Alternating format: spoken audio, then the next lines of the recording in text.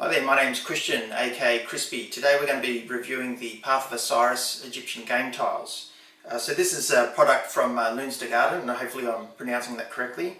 It's a Kickstarter project and had a goal of 3,000 Canadian dollars. It's actually reached 86,562, so it did quite well. It's a great product, and these two boxes, they're quite heavy, and this is probably why my shipping costs were quite so high. So one's about 16 kilos and one's about 12 kilos. So in pounds, for our American friends there, so it's about 27 and 35 pounds, so together about 62 pounds. So the shipping costs for these were quite expensive, but we'll have a look at the product and see if it was well worth it. So here we go, we're just opening up one of our boxes here. Let's see how it's all wrapped.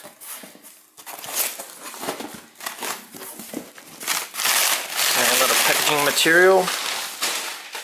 Looks like this is some super glue, because they did say that there may be some breakages in shipping. So that's what that's going to be for. Lots and lots of wrapping paper.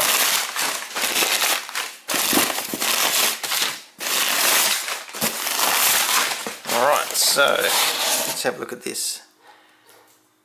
So obviously this is from Canada, and this may well be in French. I don't know what it all means, but all our individual items should be boxed in these boxes. So there was add-on packs like throne rooms and a few other things, stretch goals, and quite a number of other items. So let's open these ones up and see what's inside.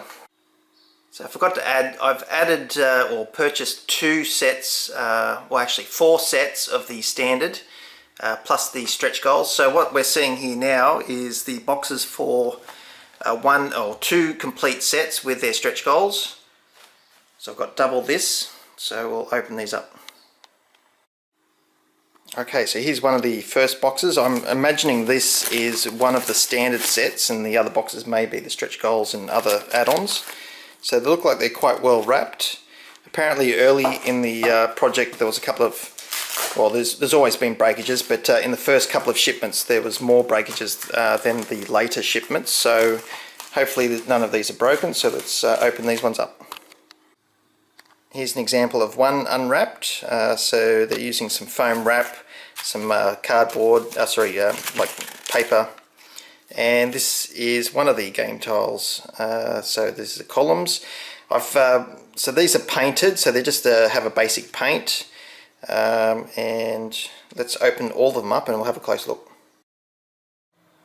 Okay, so what we're seeing here is from the Kickstarter website. This is what we should be seeing in one complete set. So I've just unboxed it, and laying it out roughly as it is on screen, it looks like we've got all our pieces.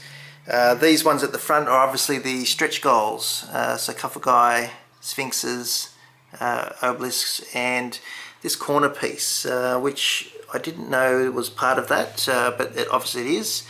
Some additional corner pieces, columns, flat walls, and this larger item here just for floor tile.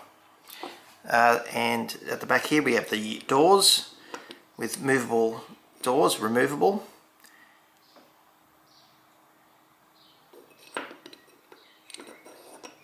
They're a stone-like material. On the bottom here you can see that after painting they've left it on some paper or something to dry. That's not going to affect our play because it's on the bottom.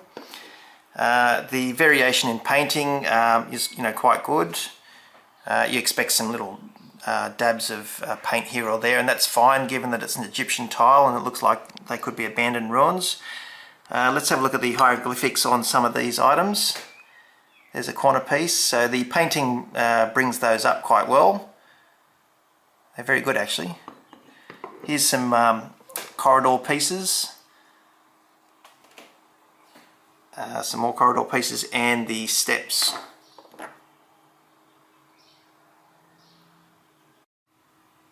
Okay, so what we're seeing here is some of the examples. This is not all the products that came with it, but this is the decorations add-on. So you've got some more steps, and some statues, a male statue and a female statue, what appears to be a female statue, could be a male, and some additional obelisks as well.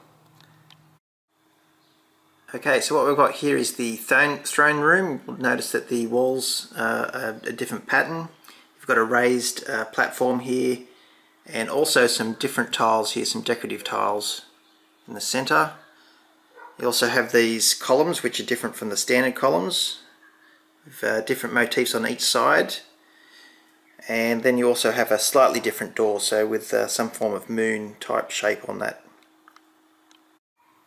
Okay, so what we're looking at here is the wall sections. You'll note that there's two different styles with the standard wall sections, so it's good to see that the hieroglyphics are slightly different. Looking at the quality of build, for example, they're all quite consistent. They're mostly consistent. There is some variation. For example, I noticed here on the throne room, one of the tiles here is slightly raised. There's a little bit of difference there in the thickness, but otherwise pretty good. I can live with that. I'm not sure whether you can sand or braid those back. I'm not sure. But here's just one more thing to note. This little corner piece here, because the walls are angled, doesn't seem to fit into the corners well. I'm not sure if this is designed to be elsewhere or not, but I can't find a place where it fits exactly. So maybe if the base was sanded back again just to let it recline into the corner, it might be a better fit. So this is a typical example of how a door might fit into a back of a corridor. You'll notice that the door is angled, or it's forward in one section and recessed on the other, or pushed back. If you were to reverse these, the door doesn't quite work, so that's why it's designed to go the other direction. The only disappointing thing, and I don't know if this is an oversight or not, but I would think that the doors might have, if they were slightly narrow, you might well be able to put those into the corridors. I know it's not really designed for that, and there is an angle on the corridors, but that might have been another option potentially. It almost fits, not quite.